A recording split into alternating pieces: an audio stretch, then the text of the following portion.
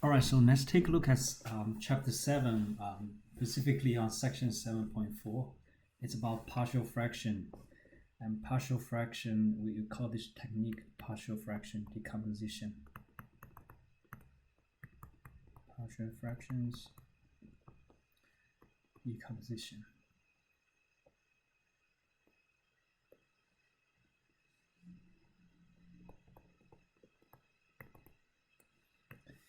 And you need this technique a lot in calculus 2. So that's why we set up, we build a foundation here for you to better serve for the calculus sequence.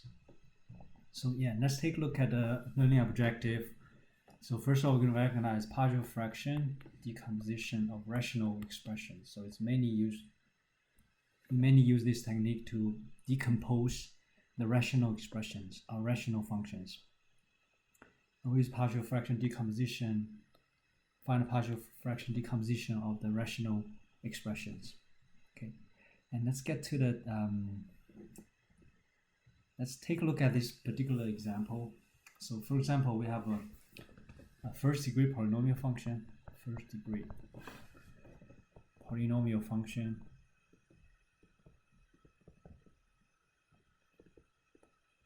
and over second-degree polynomial function.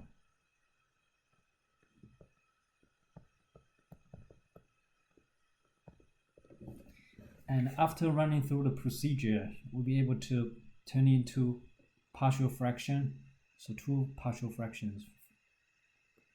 One of them is 2 over x minus 3. The other one is negative 1 over x plus 2. So basically, we turn the second degree into the first sum of two first degree rational expressions. Okay. So now this is what we call a partial fraction. And now let's take a look at the detailed procedure, how to do that. So when you have a rational expression,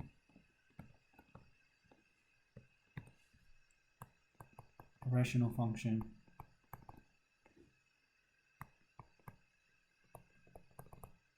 we'll be able to decompose it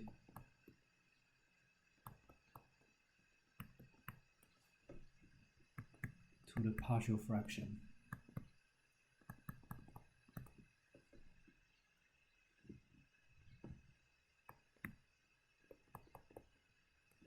Now let's take a look at how we do that. First of all, let's go over the general principle here. So anytime when you have a rational expression or rational function, you have a numerator as a polynomial function, denominator as a polynomial function.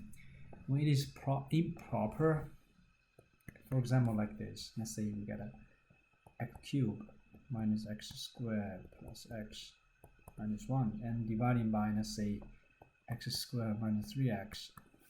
All right, so first of all, this is improper, so you will be able to use long division, right, to turn it into quotient and also remainder of divisor. So that's how we do it. So divide it using long division.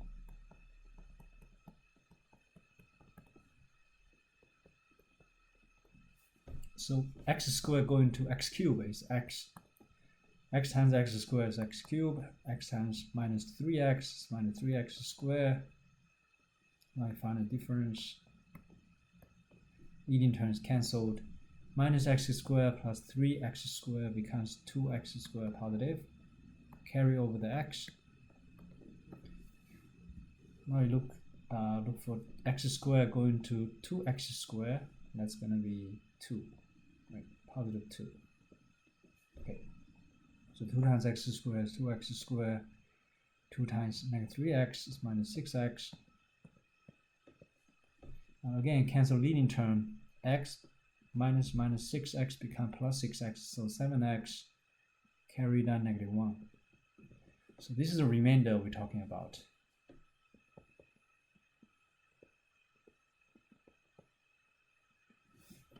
So the quotient is x plus 2. And then using the remainder, 7x minus 1 over x squared minus 3x. And once you get this part, right, remainder of the divisor part, so polynomial goes here, quotient goes here, and this is this part. Okay, and basically we decompose remainder of a divisor. That's what we call a partial fraction decomposition, if it is improper rational expression. Now after that, we'll be able to factor, so you take out this 7x, so we're going to decompose 7x minus 1 over x squared minus 3x. So now next step, you factor the denominator to get to the 7x minus 1, factor by GCF, x goes in front, x minus 3. Okay, so once you completely factor the denominator into factors, so now if you look at both denominators, it's linear factor. Okay, so if it is linear factors, on top of linear factor, we put a constant. So this thing will become a over x plus b over x minus 3. Assuming both a and b are constant. Okay, if they are linear factor, in this PowerPoint, they use A1, A2 all the way to AM. The same thing, A, B, C, D, E, F. They all represent a constant, meaning if the denominator is a linear term, we reduce the power by 1 to get down to the constant term. Okay, so A is constant, B is constant. Okay, that's how decompose. That's how you separate into two rational expressions, but a simple version. And now, if a denominator is a quadratic factor, for example, let's say we have something like, okay, let's see, I put it here maybe.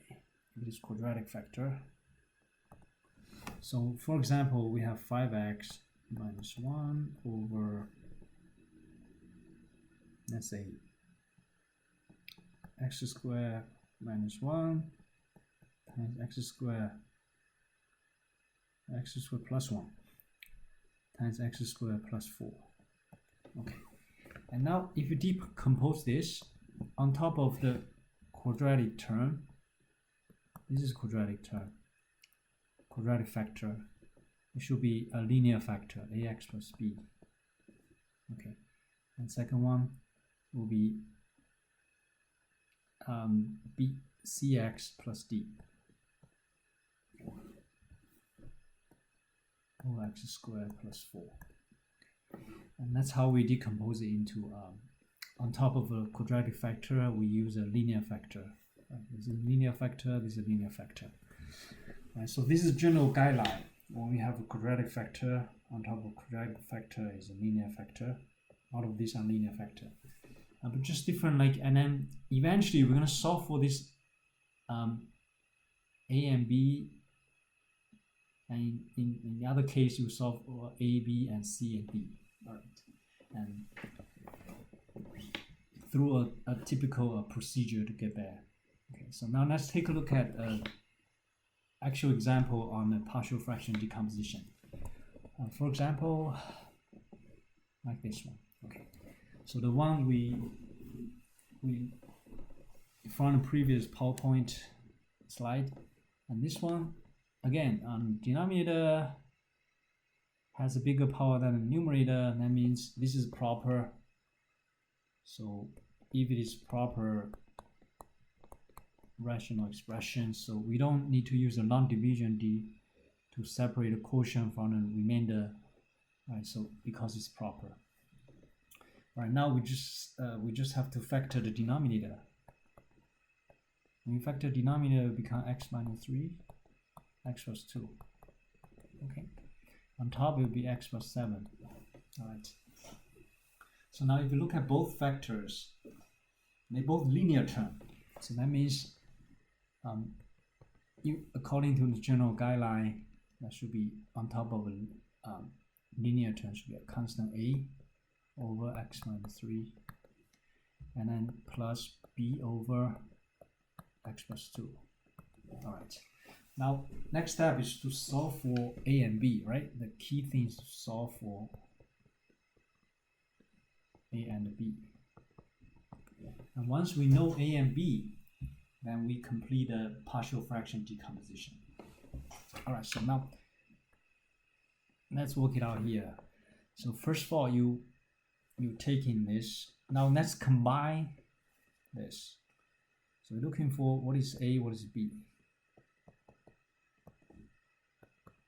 First of all, we use a GCF,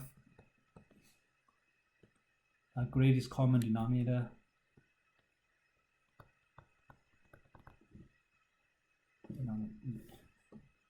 LCD, right? That's what I mean. Just erase it. So LCD for these two fraction is going to be x minus 3, x plus 2. So now compared to the first term, first fraction, the missing term is x plus 2. Okay, so x minus 3 times x plus 2. Since we multiply the denominator by x plus 2, we do the same thing to the numerator and multiply that a by x plus 2. For the second term, we multiply that by x plus 2, so x minus 3 on both top and bottom. Okay, we multiply both top and bottom by x minus 3. Now they have the same denominator. So let's put it together. So same denominator, like fractions. Now this is ax plus 2 plus bx minus 3. Okay. If you look at it, originally it was x plus 7 on top, and the denominator are the same, right? That means this is equal to x plus 7 over x minus 3, x plus 2. Since denominator are the same thing, and the numerator must be the same for those two to equal to each other. That indicates x plus 7 must be equal to ax plus 2 times adding b times x minus 3. Okay, and let's continue from the next slide. Okay, so now once we have this equation on the right hand side, you can distribute it. Now you get x plus 7 equal to ax plus 2a adding bx minus 3b. Now we know that these two are constant. We'll put it together, and linear term ax plus bx, put it together.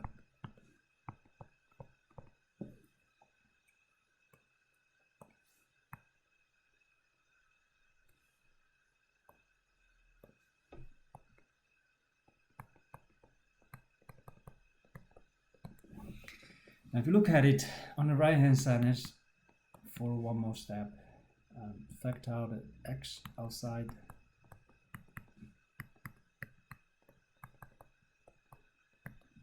Now this is a linear term. These two are linear term, right? And these are the constant term. So linear term, the coefficient here is 1. So here a plus b must be equal to 1. In order for these two to equal to each other, the coefficient must be the same, the constant must be the same, and 2a minus 3b equal to 7. Now we basically have a system of linear equations, and typically we will be able to solve for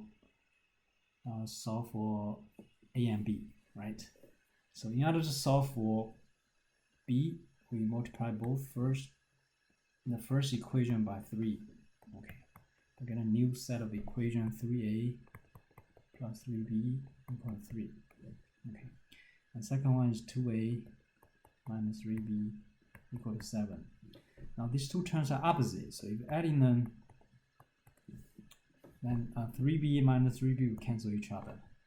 So actually we end up with 5a, 3 plus 7 is 10, equal to 10. So dividing 5 from both sides equation, a equal to 2.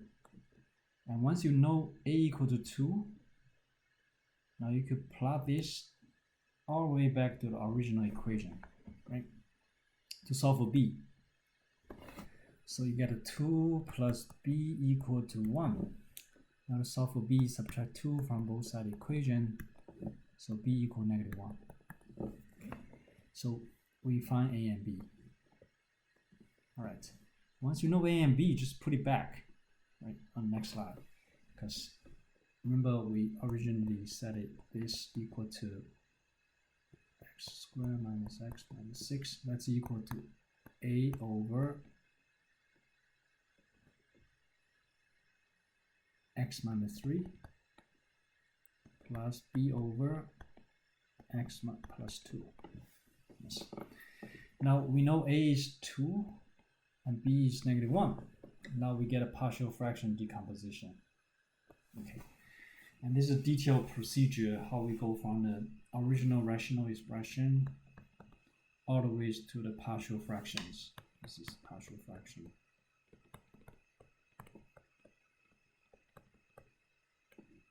It's also another partial fraction.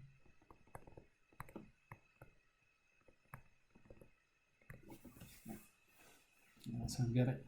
Okay. And again, on top of the linear term should be constant. Right? That's also proved by this empirical experience.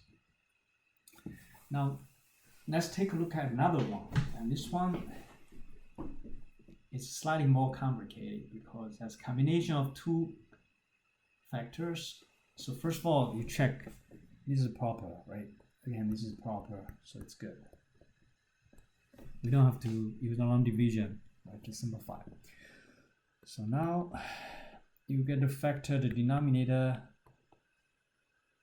GCF is x, so it becomes x squared plus 3. Now we have two types of factors on the denominator. One of them is linear, the other one is a quadratic. So on top of linear should be a constant, right? Second one on top of the quadratic should be a linear factor. So it should be bx plus c. Okay, so now these two equal to each other. So next step, take out this part. Let's find LCD here. Well, these two denominators should be x times x squared minus adding 3. So for the first term, you multiply both top and bottom by x squared plus 3.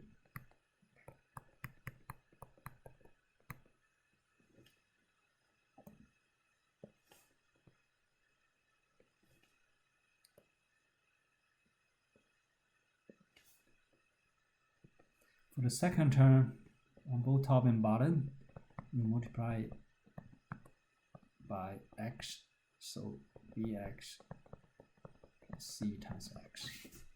Alright, so now they are like fractions, so that means we're putting underneath one denominator, so it's a times x squared plus 3, adding x times bx plus c. Now if you look at it, this numerator should be the same as this numerator here, okay, because the denominator is the same. Okay. So now actually we come up with the equation here, x minus 3 should be equal to a times x squared plus 3, adding and distribute it, you get bx squared. No, let's just carry over first and we distribute it afterwards. And now second step, let's distribute it. Okay. So it's x minus 3 here, so it's ax squared adding 3a plus bx squared adding cx. And x minus 3, let's organize it into three type of terms. First one is ax squared. Second term plus bx squared. Adding cx, adding 3a. So on the left hand side, see we have a square term here, so it'll be 0x squared plus x minus 3 here. And on the factor x squared, you get a plus b times x squared, adding cx, adding 3a. Right. Basically, we end up with a system of linear equation. First one is 0 is equal to a plus b, so a plus b equal to 0. And then c equal to 1. And then 3a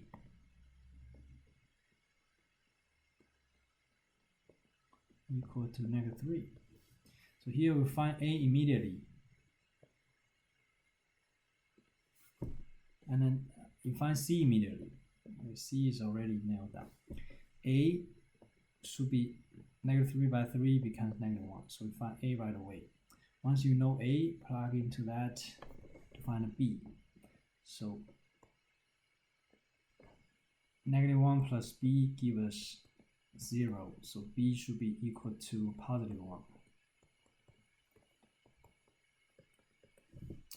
So now we figure out a, b, and c.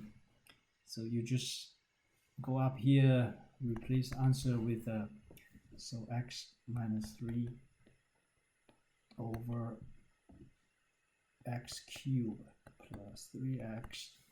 It's equal to a equal negative 1, so it's negative 1 over x plus b is 1, so 1x. C is 1 plus 1 over x squared plus 3. Alright, so now you complete the partial fraction decomposition here. Okay, and you typically omit that 1 in front of x. And that's pretty much it. So it's all a matter of solving a system of linear equations here. So this is what we're talking about. So you're equalizing because the denominator are the same. Equalize the numerator and solve for unknown variable a, b, and c, right? A, b, and c. That's what we're looking for. And definitely, if a linear factor, you just substitute other convenient value of x and solve for the remaining coefficient. If it is quadratic factor, like the one we just did, is quadratic factor, expand the basic equation, collect terms according to the power of x, and then equate the coefficient of like terms to obtain equations involving a, b, and c.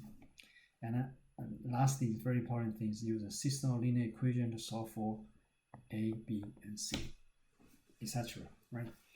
And that's pretty much it. And if you guys still have a question, we can go over some homework question when we meet next time. Okay.